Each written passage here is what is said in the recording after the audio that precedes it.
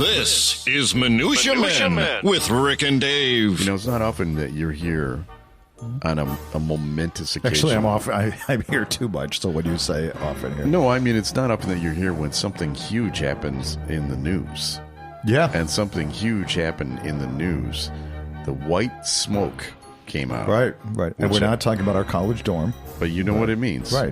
We got the Pope. We got the new Pope. No, it means that the Who has announced another farewell tour.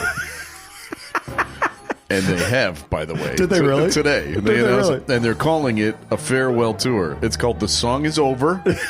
And they're really doing it. I guess there was a Pope, too. But, yeah. Oh, really? Yeah. So, did they make up with their drummer? You know, they fired their drummer. Yeah, no, they're back. They're back together again, but they're about to go on tour for real. Are they coming to America? Of course. It's a North American, farewell to North American when tour. When is this? In 20... I'll send you the article, but it's coming up. I have got... Because this might be the last time I'm going to be able to see them. All right.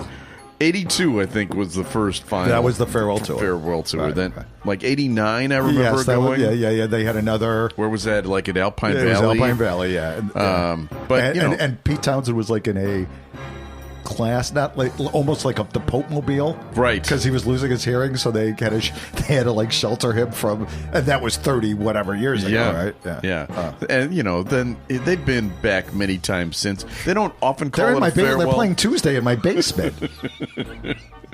And we just saw Pete Townsend last year. Yeah. At where was that? Goodman Theater at the Goodman Theater. We were like 8 feet away from him. We were. So the white smoke came up. So the white smoke is out, and so and this is it. They really mean it this time. Actually, this could. That should be what it's called, right? Like the Who farewell. We really mean it this time. I mean, so we saw Daltrey at Ravinia last year. I mean, he was great, but old. You know, I mean, you could tell. I mean, he's a little hobbly. Yeah, I mean, they're like 80. Yeah, right. They're 80 years old. Look, I had when I saw Paul McCartney in New York 3 years ago. Yeah, he's up there for like 2 hours and 20 minutes. Right. My back was hurting sitting. Right. You took 3 naps during that concert. All right. Yeah. It's time for Minutia. Good. The following is a Tony Lasano podcast, an Opie production on the Radio Misfits Podcast Network. This is Minutia Men with Rick and Dave. And every time I see a Who show, I'll say, "Yeah, I'm not going to go see them again." I know. And then every year, you got to. I'm going to go. Yeah. Right. You have to go. Right. Yeah. It's the last tour. Yeah. I bet I could. With the amount of money that I spent on last tour memorabilia. I know. What's funny is when you read Pete's book, his autobiography, in which he comes off as just a total asshole. Yeah. Oh, yeah. Just an arrogant. Totally unlikable. I know. And whenever they decided to do these farewell tours, he'd be like, I really need a new boat. Yeah, basically. So let's... or Entwistle would call up and like... Right. Hey, the tax man's coming and I need X amount of money. So I heard a little thing from Pete Townsend. I don't know. It was an intro to a song. And he was talking about how when you write a song, you give it away to the people, right? Mm-hmm. And then he paused and he goes, "But I reserve the right to sell it to car companies." I mean, so it was very funny, So, well, speaking of Europe, right? This is called a segue in the business. Oh, by the way, you look great. Thank you. Is it the new Pope? I mean, what is? Yeah. Well, I am pretty excited. American Pope. And who has Pope Leo ties to Chicago? And I'm a Leo. Ties to Chicago, right? Well, this story comes out of France. Okay. Have you ever been to Normandy, France? I have not. Well, there is a near Normandy in Bayeux. There's a museum called the Bayeux Museum or whatever, and hanging there is something known as the Bayeux Tapestry. You're a big art historian. Huge, yeah. So despite its raging amongst historians over the number of penises, including on the Bayeux Tapestry. Oh. So this is a tapestry. The original 11th century embroidery masterpiece tells the story of William the Conqueror and the Norman invasion of England. Okay? Okay. But don't worry about the swords. Forget the ships. This debate is raging about how many penises are embroidered in this tapestry. For real? This is totally true. Well, this is This is penises in the news. I forgot. It's a yes. story in the news, and it's about penises. So run the jiggle. I'm sorry. Penises in the news. Rick and Dave. Yeah. Sorry about I kind of prematurely went into the story. You know what I mean? So, yes, there's this tapestry. It's called the Bayeux Tapestry. It is in France. Okay. And it's and there's a bunch of penises in it, right? But there's a fierce academic debate after raging over exactly how many phalluses are on the tapestry. Oh. Okay. In 2018, Oxford professor George Garnett confidently declared there are 93 penises. Okay. 88 horses' penises, horse-eye penises, horse penises, and 5 human dangly additions is what he said. So 93. He's like, that's it. Well, here's a plot twist. Christopher Monk came galloping in, claiming there's actually one more human penis that people never saw, right?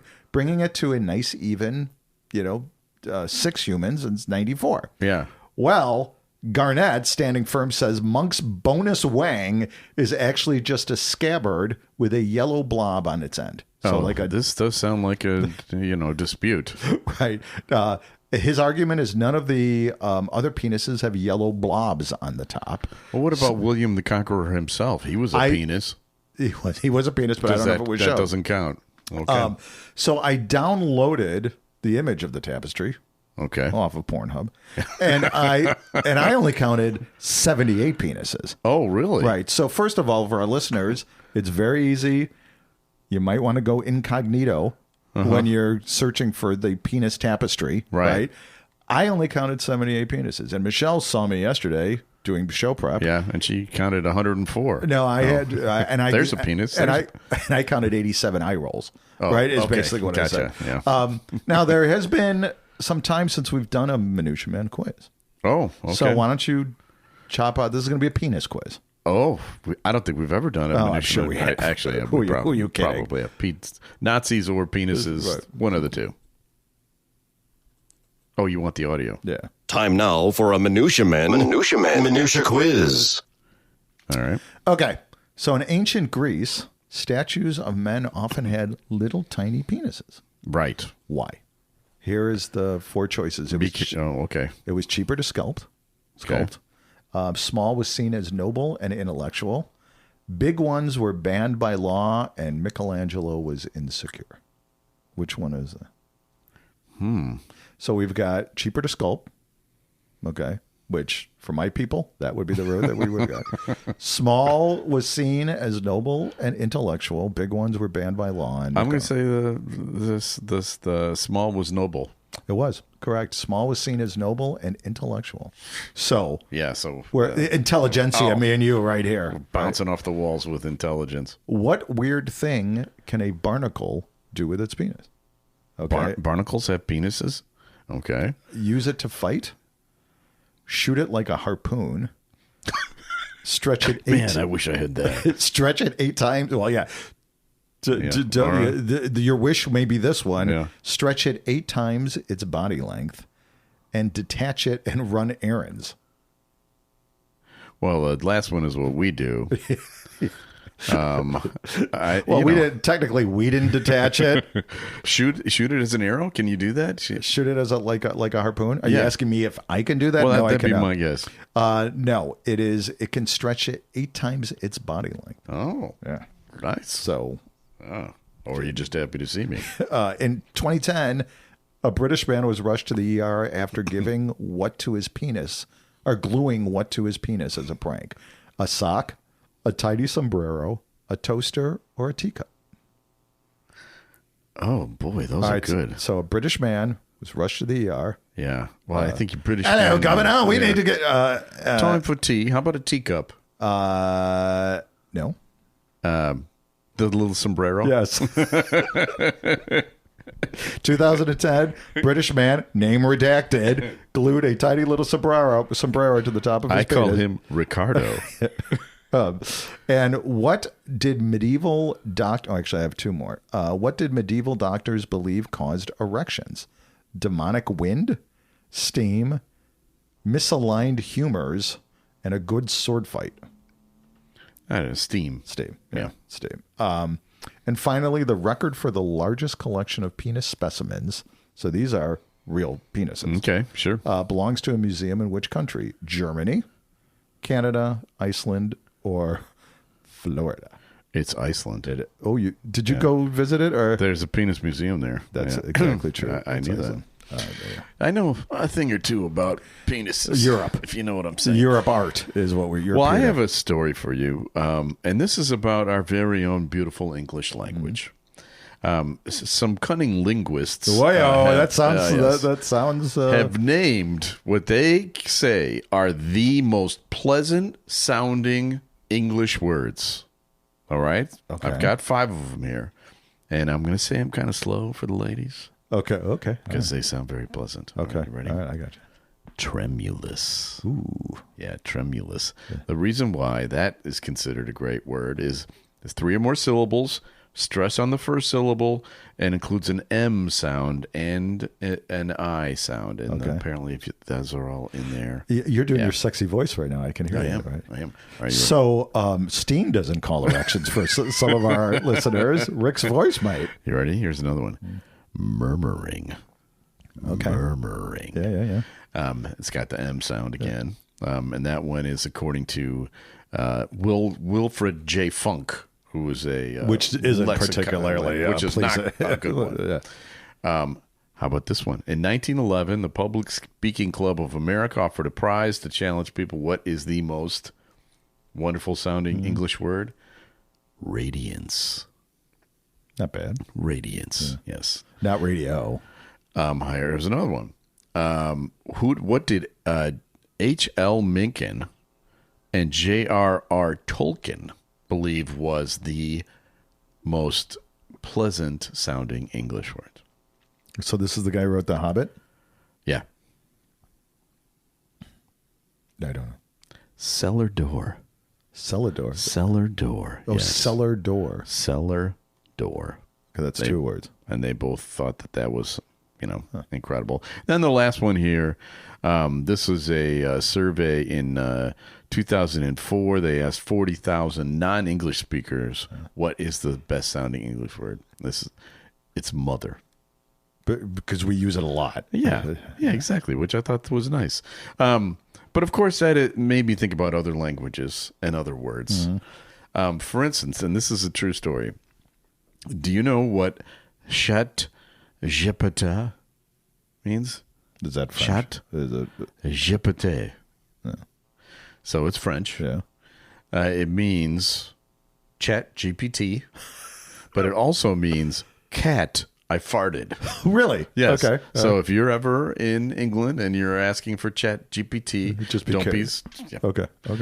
Then, of course, there's the most beautiful. I wonder if ChatGPT knows that. Probably not. Yeah. Well, they will. Well, they know now. What's the most beautiful language? German, of course. Yeah. So I have chosen my 2 favorite German words. All right. They're both pretty long. Okay. But I really love these words. Okay. All right. Would you like to know how to say speed limit? Sure. Geschwindigkeitsbegrenzung. It's one word. Geschwindigkeitsbegrenzung. Okay. Do German a policeman saying that you have been, you've been going. Halt! Achtung! All right. This one is called, this is airport security check. Ready? Flughafensicherheitskontrolle. One word. Flughafensicherheitskontrolle. Okay. Isn't that beautiful? Yeah. It's gorgeous. Thank you. How many romance novels? How many Germans are whispering that into the ears of their Now, if you can do Fraulein. it with this voice, this is how I snagged Bridget. The Irish lady.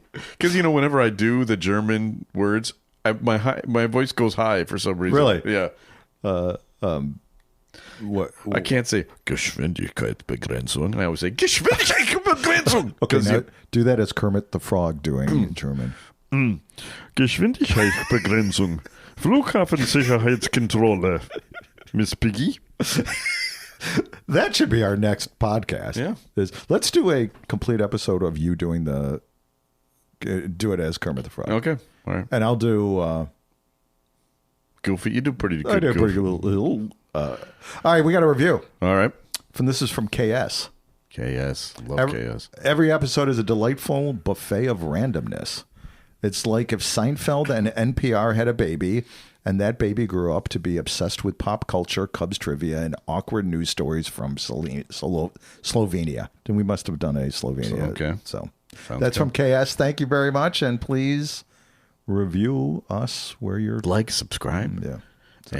And you'll always hear this segment. Time now for Studio Walls. And the words of the prophets were written on the studio walls. Rick and Dave's. So, this is the part of the show where we dip into the Rick and Dave archives. And, usually it's something funny. But last week we did something serious because it was the anniversary of Hitler's death. Oh, yeah. And actually this But there were a week- couple of chuckles in that clip. There were, yeah. But this week is also pretty serious because it's the anniversary of Kent State. Yeah. Kent State Massacre. And we talked to the guy, John Philo. He's the one who took that photograph. Iconic photo that you've Pulitzer seen. Prize winning photograph. At age 19, I think He was a student at Kent State when it happened. You've seen the picture. It's a 100 young times, girl overlooking the dead body of one of the boys that had been shot. And so we asked I him. think it was a woman. Or it was a boy that was Yeah. shot. Right. And we asked him to tell us that story. And here's a portion of that. At that time, it was the whole day was very surreal. Students were coming in, doing their photo work and saying, "Oh, you're going to go to the rally at noon." And I said, "Well, yes, I'm going to go." And it was about. I said, "Okay, I'm going to see if I can document student protest in America because I've missed everything else." There was a larger group that went to the right of the building as you stood on the commons and looked at it, and there was a smaller group that went up on the left, and the person leading the smaller group had this huge nightstick, and he looked like he was just looking for someone to whack. Yeah. So I said, I'm going to follow that squad up that left side of the hill. Of course, nothing happened. Nothing really of note happened. And keep in mind, my assignment, I have an hour, is to get student protest in America. And so far, no one's even close to each other, But once again, as a photographer, even as a student photographer, no one really trusted you because they thought you were either working for some spy agency or the CIA. And of course, anyone in law enforcement didn't like you because, you're there for the brutality photo. Did you have long hair, John? Were you a hippie?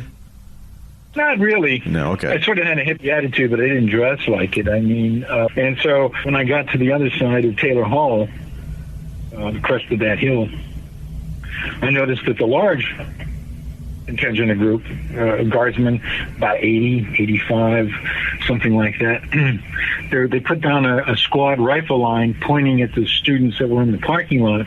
And then there was this lone student with a black flag, something spray painted on it, couldn't read it. Basically a broomstick with a black flag on it. Mm-hmm. And the student goes down onto this the rugby field, practice football field, and in sort of at distance, waving this flag in front of this kneeling squad of guardsmen there in helmets and gas masks, and they're pointing their rifles at him and going, "Oh my God, this is the best picture I've taken. This is hold it right there, fantastic." And I'm looking around saying, "Did anybody get this picture?" And I'm walking up the sidewalk, saying, "Well, that was an interesting thing. I think it's all over." Only to find the guardsmen returning in a hurry, students fleeing, and I'm standing on the sidewalk, and it's in this uphill climb with steps and everything, and I'm dodging students, and the guard begins firing, and they're on the crest of the hill, and I'm about 2/3 of the way up the hill, and you hear, you sort of hear the whiz of the bullet go by your ear. Jeez. And then you hear the sort of the guns going off. And I remember, I said, I got to get a photo. I thought it was a scare tactic, other than once I heard that bullet, I knew it wasn't go by. And before that happened, there was looked like a guardsman pointing a rifle in my direction, and he let loose. And in my field of view, immediately in front of me, was this huge metal sculpture. There's this huge clang, and there's this cloud of rust around it. And that bullet penetrated that sculpture and hit the tree to my right. Oh my God. Took off a little chunk of bark. And I said, "Oh my God, someone was using live ammunition." And I, shocked, I sort of dropped the camera around, it was wearing around my neck. But by the time I recomposed myself, it was sort of over. And I was angry that I didn't get a picture of the guardsman shooting. And but I noticed around the metal sculpture there was somebody wounded. I mean, they were laying on the ground. People, just starting to look at him and starting to minister to him. And as I turned slowly around behind me, because I couldn't understand how I didn't get hit. I mean, that was my initial reaction: is, am I hitting them in a state of shock and I don't know it? Because there were people, the bullets on my right, and immediately to my left, if you look down the hill, was this body on the asphalt, and a huge, huge stream of blood coming out of the neck area. Oh my God. And not being a doctor or a medical technician, I said, "Well, my God, that person's dead." Just on the volume of blood in that few seconds, I sort of elected to go that way, not to where the wounded person was, because already the guard had sort of reformed and left. I stayed by the body of Jeffrey Miller, and I think I sort of wanted to flee immediately after the shooting, and then stopped myself halfway down the hill saying, "Well, it's all over. When you're running from now?" And then stayed with the body of Jeffrey Miller. And I do remember students screaming in my ear about what kind of pig I am shooting in this picture of this body, blood.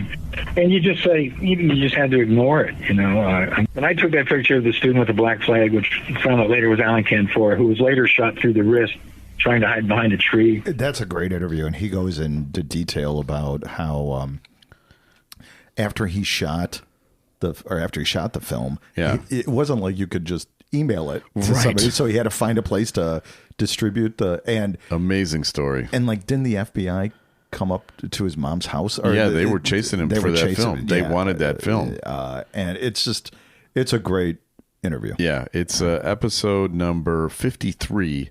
If you go to Minutia Men Celebrity Interview. I've had John speak to my classes before, and the students are just, He went on to become like an executive at CBS, and was just a totally cool dude. Really great guy. So, yeah.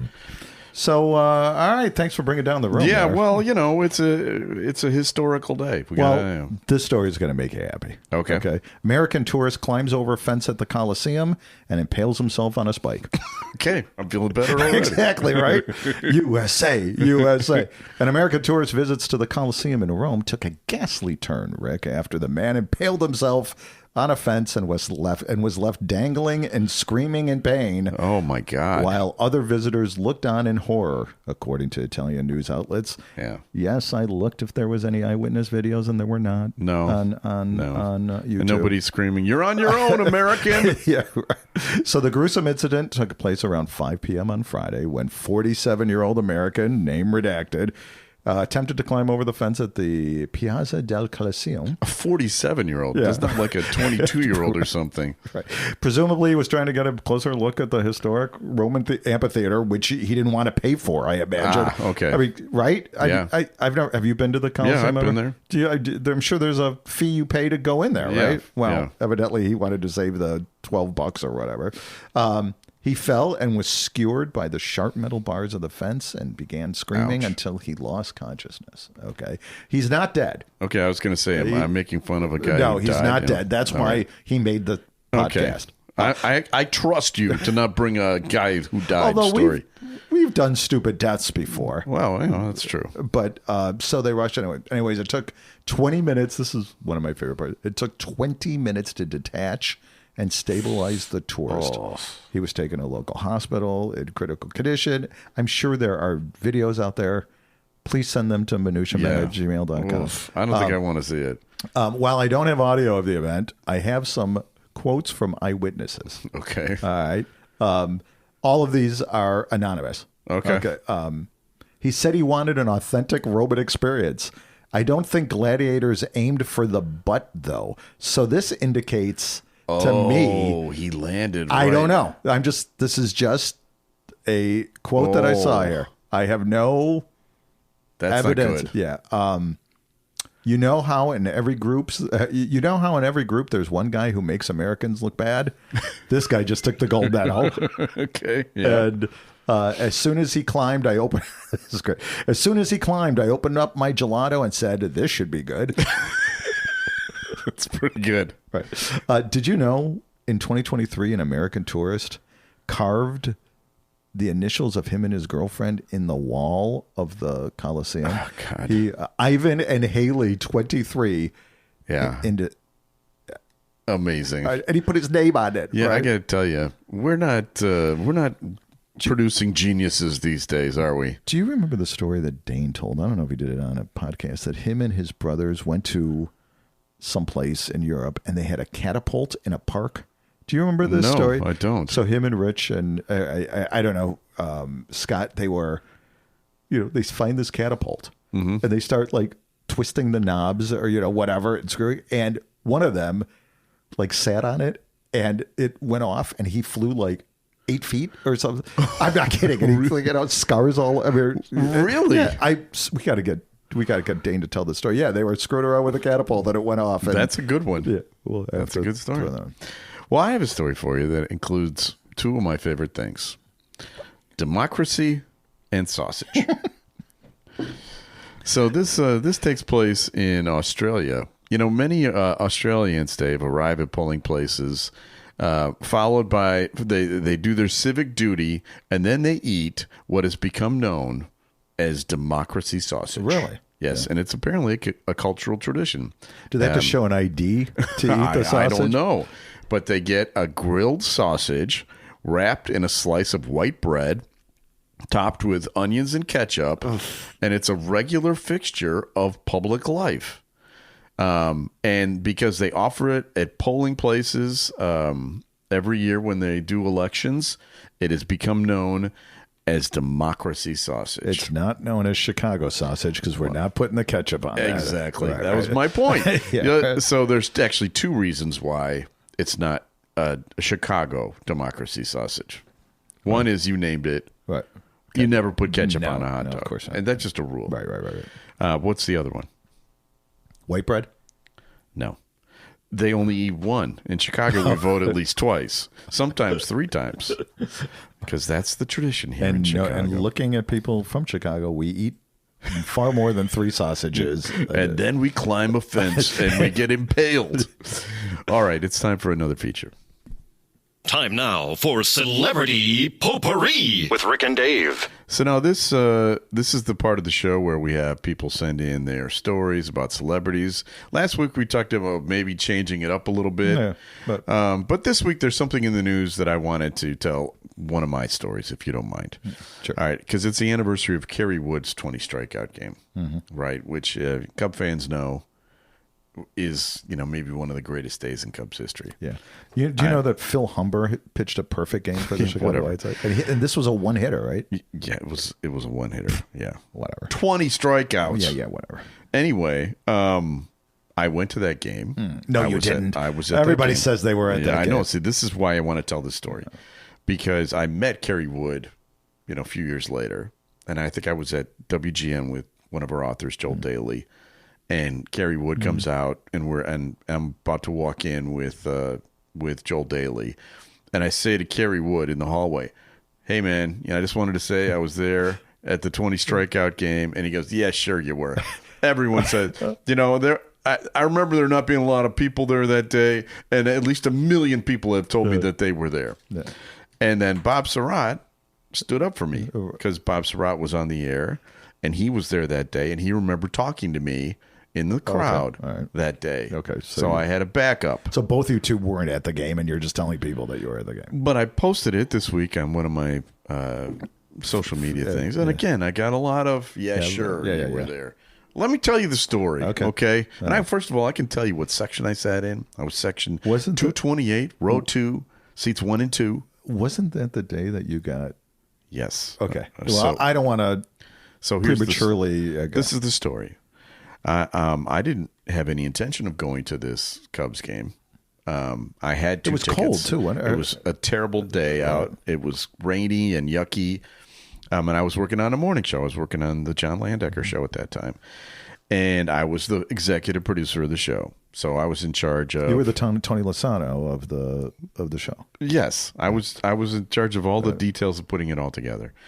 That day, after the show, they called the whole show staff into the boss's office. Which is always a great sign, because he would do that often, saying, great show, guys. Really appreciate the effort, right? Never, ever. And they called to say, all right, from now on, you guys are not allowed to do any bits on the air. Yeah. And you have to play 10 songs an hour.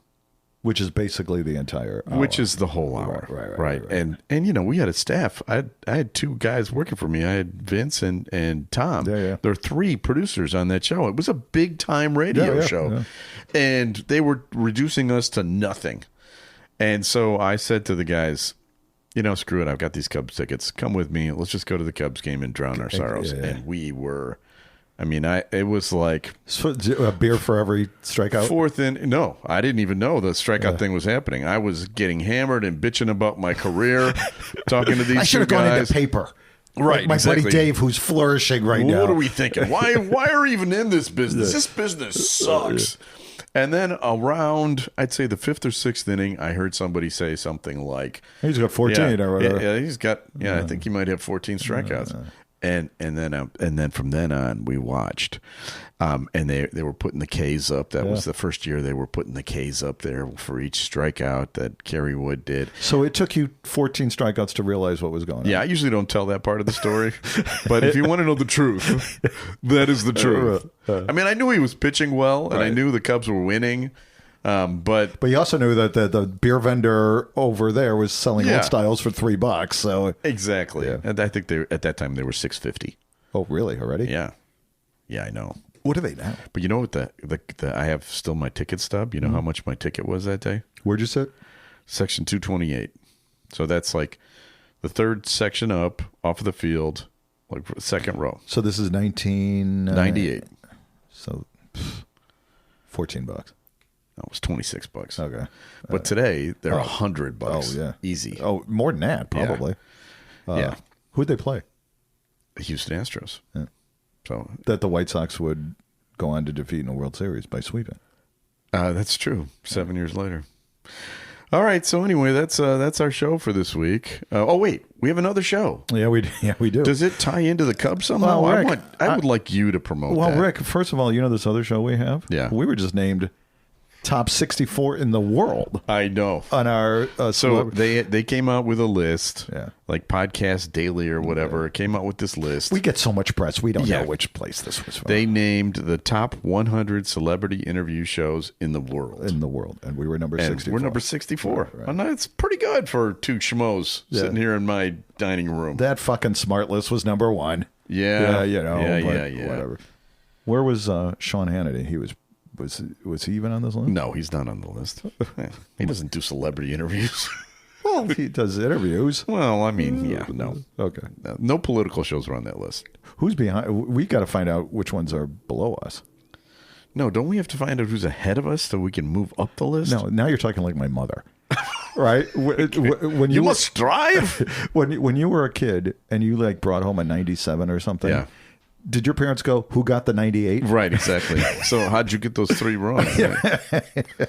Yes, that's why we're such achievers. That's why we're such super achievers. We're sitting in your living room right now doing a podcast. So tell them about this other show. So we, Minutia Men Celebrity Interviews, we do interviews of celebrities. Yeah. And we've got, for Cub fans. Yep. We just interviewed John St. Augustine. Right. Who wrote a book called Iron Man about Randy Huntley, and we just cut this interview before we did our show. It's a great interview. And Randy's part of the interview, too. Right. Again, not a topic that I particularly am interested in, this Cubs thing. But I give you credit for making it through it. Right. And I even was... It was a fun... There, at the end of... So my son Tommy is here at home, and he heard the interview, and he came right up to Dave and said, so Dave, you're a Cubs fan now. Yeah. Right? So I put aside our differences in order to create great content. Kumbaya, my Lord. Maybe the Pope has done that. Maybe the new Pope Leo has brought us all together. So I'm going to be a Cubs fan. From Chicago. And a Catholic. I'm switching allegiances I think it's completely. time. But that interview is going to be on next week. Probably. Wednesday, yep. But he was great. And check it out. Yeah.